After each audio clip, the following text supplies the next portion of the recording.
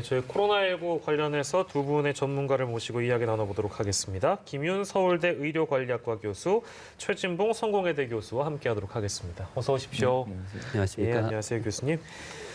저희가 2시 10분에는 예정돼 있는 중앙방역대책본부의 브리핑을 기다리고 있는 상황이고요. 그 전에 짧게 김윤 교수께 지금의 상황에 대해서 지금 정 총리도 수도권 위기의 상황에 대해서 언급했는데 수도권이 그만큼 최악의 상황에 도래해 있다 이렇게 봐도 되는 겁니까? 어떻습니까? 글쎄 최악의 상황이라고 보기는 아직 좀 여유가 있는 것 아직 같습니다. 좀 여유 있습니까? 네, 왜냐하면 한 2주 전부터 이제 환자가 늘어나기 시작했는데 그 수도권 1.5단계, 2단계로 격상하면서 이제 환자 수는 늘고 있지만 그 환자 수의 증가 추이, 그 재생산 지수, 감염 재생산 지수라고 표현되는 숫자는 1.5에서 어제 질병관리청 발표로는 1.23까지 떨어졌다고 이야기를 해서 네. 증가세는 다소 둔화되어 있습니다. 그런데 이제 문제는 환자를 치료하기 위한 병상이 확보되지 네네네. 못해서 지금 코로나19로 진단을 받았는데도 불구하고 입원하지 못하는 환자가 뭐 경기도는 한 80%, 서울은 한 3분의 1 정도가 된다고 해서 예. 그게 큰 문제인 것 같습니다. 그렇군요. 여러 가지 노력들이 지금 동반이 되고 있습니다. 네.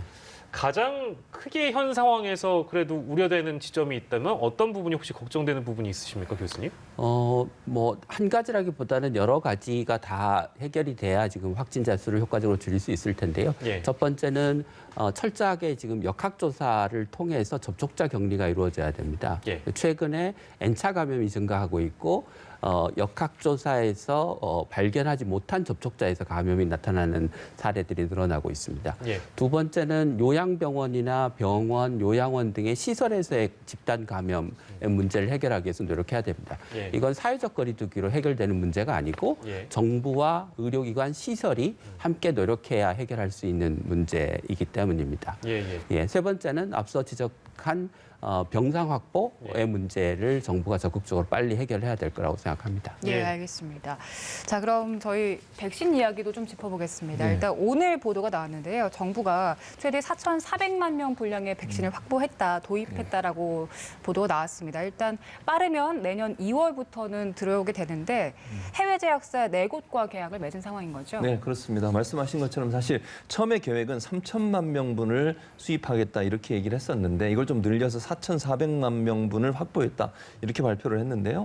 지금 얘기되고 있는 제약사들은 이렇습니다. 일단 코백스 퍼실리티라고 해서 이제 WHO가 중심이 돼서 전 세계가 함께 대량으로 구매해서 나눠주는 이런 방식을 통해서 약 1,000만 명분을 확보를 하고요. 예. 백신 개별 기업들과 개별 협상을 통해 3,400만 명분을 확보를 하는 건데 회사별로 보면 이렇습니다. 아스트라제네카에서 2천만 회, 명이 아니고 회라고 제가 분명히 말씀드렸고요. 예. 또 하나 화이자, 모더나에서 각각 2천만 회. 그리고 얀센이라고 하는 게 존슨앤존슨 회사와 계약을 맺고서 백신을 개발하는 회사거든요. 이 회사에 400만 회.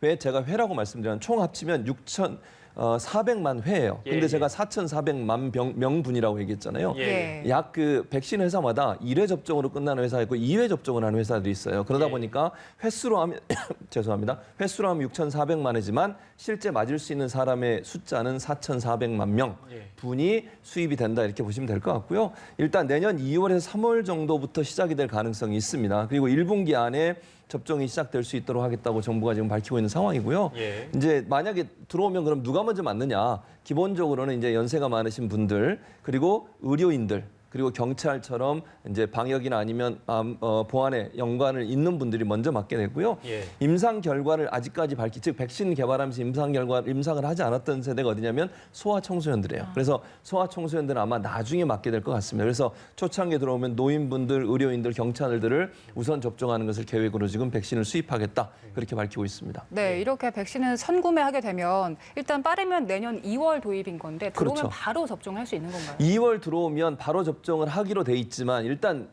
외국에서 임상 실험이 다 끝나야 되죠. 우리나라 들어오면 또 우리나라에서 한 번 더 검진을 하고 나서 그리고 아마 바로 백신 투여가 가능할 걸로 보여져요. 일단 외국이 먼저 맞기 때문에 만약의 경우에 유럽이나 미국 같은 경우는 지금 12월부터 접종이 들어가거든요. 예. 만약 부작용이 나오면 그 부분도 우리가 적용하면서 맞을 수 있어서 약간의 시차를 두는 것이 어찌 보면 더 안전성을 기할 수 있는 방법이 된다고도 보여집니다. 예. 예. 이제 이 백신 문제는 사실 백신에 대한 낭보는 그간 굉장히 많았기 때문에 물론 반가운 소식입니다. 근데 이제 부작용이 좀 우려가 되는 측면이 있기 때문에 혹시 이런 이제 국내에 들어온 백신을 맞고 부작용이 생겼다. 그러면 그 제약사들이 책임을 져줍니까, 교수님? 어떻습니까?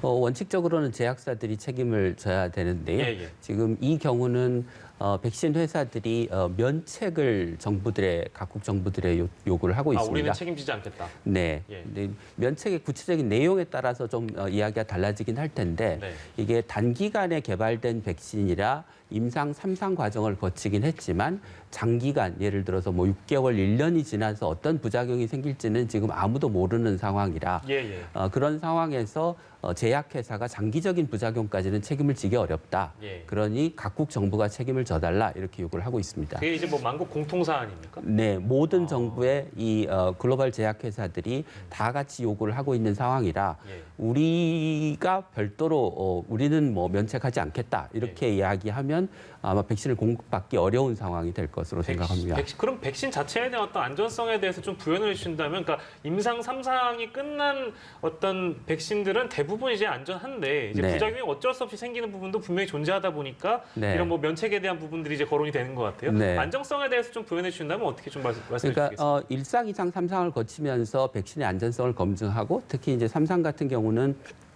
수만 명대의 환자를 대상으로 해서 임상 시험을 하기 때문에 예. 대부분 단기적인 부작용은 다 걸러졌다고 생각을 하시면 됩니다. 그런데 예. 몇만 명을 대상으로 해서 검증을 한 결과가 예를 들면 몇 억 명을 대상으로 해서 검증을 할 때는 아주 확률이 낮게 발생하는 부작용이 생길 수도 있고요. 예. 제가 앞서 말씀드린 것 같은 장기적인 부작용이 생길 수도 있습니다. 예. 그렇지만 그 가능성은 높지 않다. 예. 그러니 국민들이 안전성에 대해서 너무 걱정을 하실 필요는 없을 것 같다. 예, 네, 알겠습니다.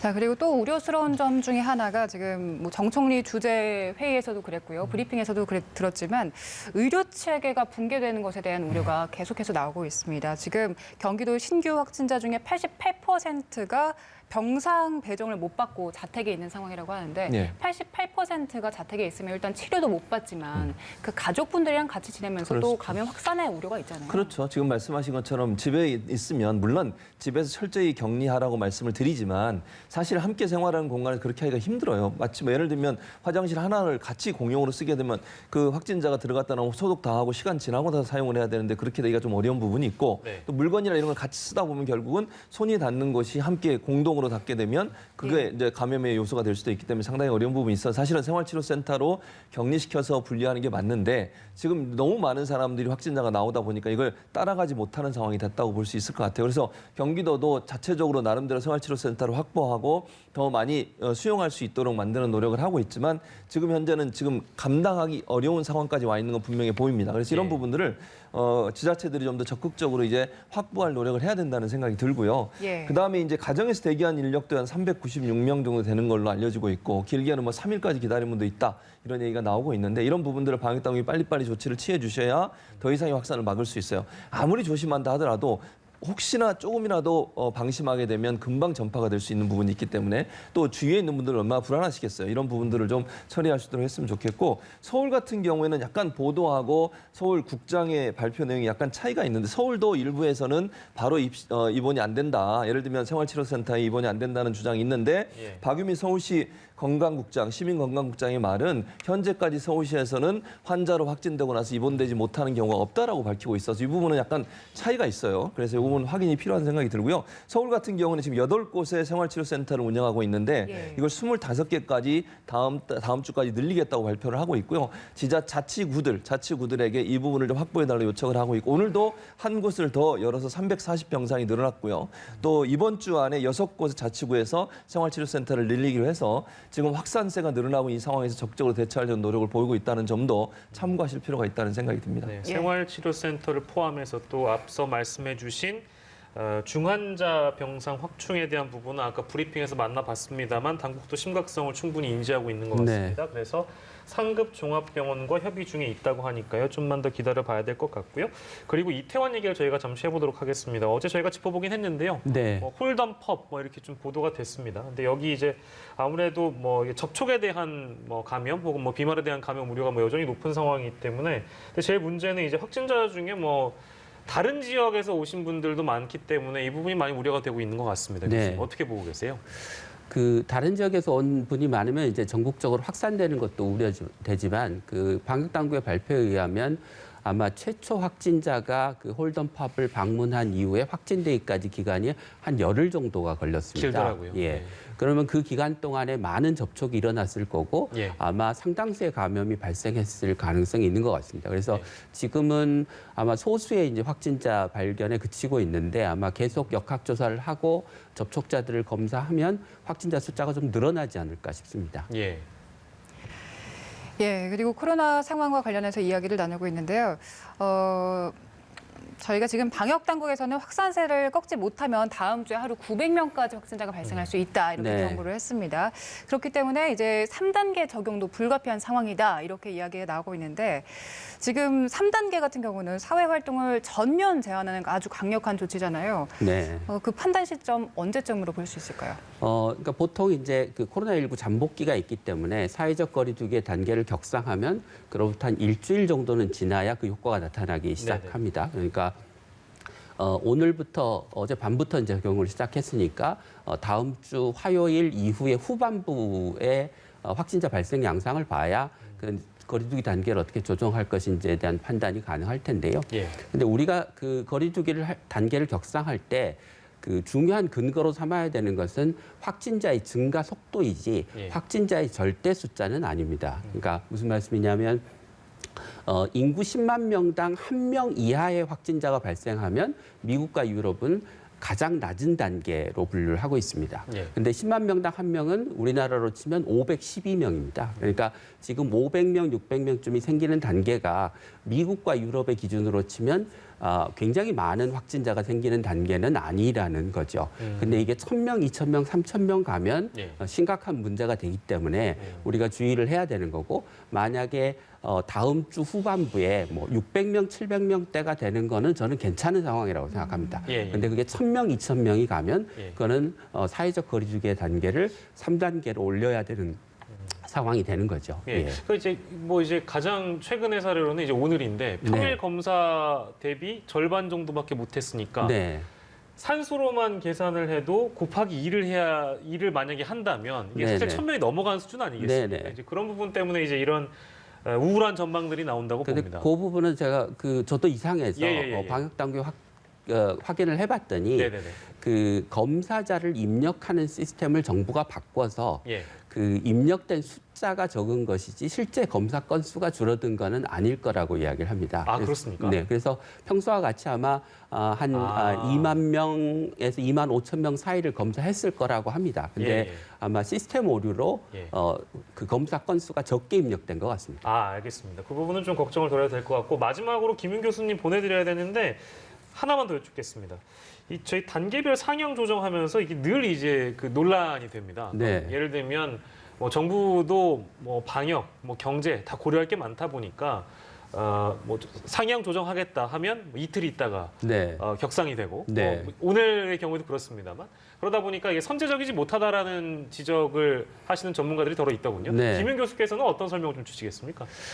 저는 우리가 그 지난 한 11개월 동안 코로나19하고 싸움을 하면서 사회적 거리두기의 단계를 격상하면 정도의 차이는 있지만 어느 정도 감염이 통제되는 상황을 계속해서 경험해 왔습니다. 그렇기 예. 때문에 우리가 조금 사회적 거리두기의 단계를 늦게 올린다고 해서 이게 통제 불가능한 상황으로 갈 가능성은 특히나 현재처럼 인구 대비 확진자의 숫자가 그렇게 많지 않은 상황에서는 그런 상황으로 갈 가능성은 높지 않다고 생각합니다. 그래서 예. 선제적으로 격상한다고 하는 게 격상으로 인한 사회적인 경제적인 피해는 명확하고 예. 그 효과가 과도할지 있을지 없을지에 대한 판단이 불확실한 상황에서 예. 경제적인 여건, 중소상공인에 미치는 영향을 고려하면 그 단계적으로 보수적으로 접근하는 게 저는 맞다고 생각합니다. 그러니까 이제 뭐 지적을 하시는 분들은 아니, 기준 만들어 놓고 기준에 부합했으면 바로 올려야 되는데 네. 시간을 두고 뭐 주말만 지켜보고 나서 올린다라든지 네. 3일 뒤에 올린다든지 네. 이틀 뒤에 올린다든지 뭐 예. 이제 이런 어떤 지적들의 연장선인 것인데 네. 이제 그 부분에 대해서 김윤 교수께서는 설명을 해주신 것 같아요. 한 말씀만 더 드리면 예, 예, 예. 그러니까 기준을 잘못 만들었는데 잘못된 기준을 지키는 게 맞느냐 예. 아니면 기준이 잘못됐으면 그것을 조금 더 탄력적으로 적용하거나 예. 고칠 것을 염두에 두고 적용하는 게 맞느냐 저는 후자가 맞다고 생각합니다. 예, 네, 알겠습니다. 두 분과 함께 했는데요. 최진봉 성공회대 교수는 저희와 계속해서 함께 해주실 거고 김윤 서울대 의료관리학과 교수님 보내드리도록 하겠습니다. 교수님 오늘 고맙습니다.